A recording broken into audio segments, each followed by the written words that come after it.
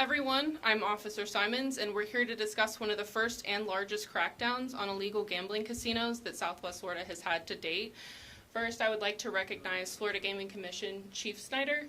I would like to recognize Director Harold, and then we have the case agent, Detective Simons. We have Captain Rosario, ISB Captain. We have Sergeant Dan Costa from ISB, and we also have Lieutenant Coons from ISB. So, after a months-long comprehensive investigation, the Cape Coral Police Department, in collaboration with the Florida Gaming Commission, executed a coordinated operation targeting illegal gambling casinos operating within the city of Cape Coral. This marks one of the first and largest operations of its kind in Southwest Florida. This morning, we simultaneously served 7 search warrants at different locations, including 6 casinos and 1 residence. These businesses were found to prey upon vulnerable populations, particularly elderly residents struggling with gambling addictions. Preliminary analysis revealed that the illegal machines were deliberately calibrated to ensure consistent losses for patrons, further exploiting those at risk.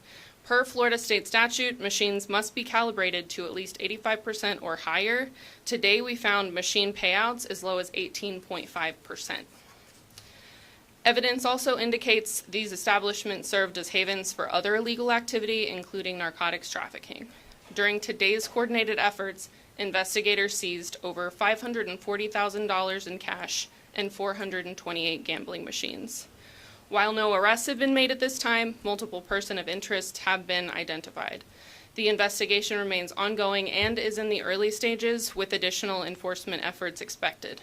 This morning's operation mobilized upwards of 90 members of our staff, reflecting the size and scope of our effort.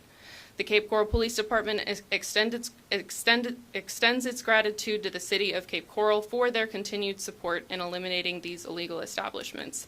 We also recognize the Florida Gaming Commission, whose partnership has been absolutely instrumental through this whole process.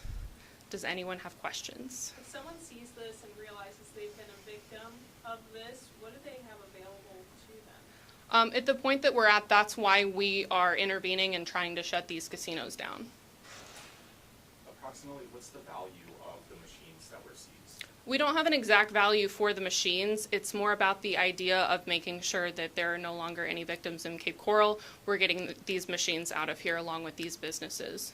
And what's going to happen to them? Sorry. The Florida Gaming Commission is actually in charge of the removal and storage of those machines as evidence.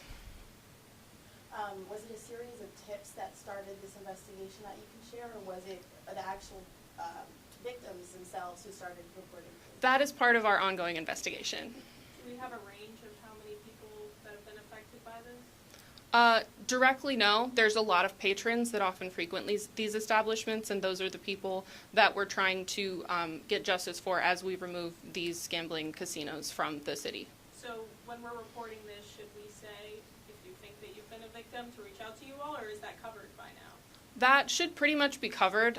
This is the first initial stages of our investigation. If something else reveals itself, then we'll go ahead and investigate that further as well. Were the owners given opportunities or warnings to comply? Not at this time.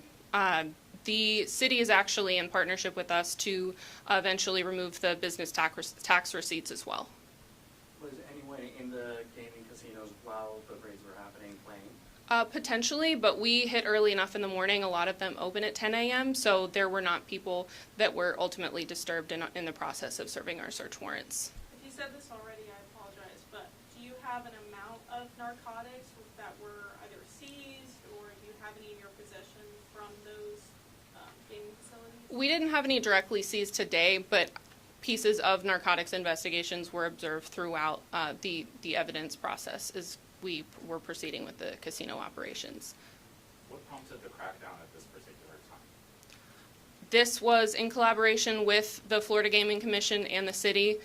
It was just time after these places have been allowed to operate for such a long period of time that they should no longer be within the city.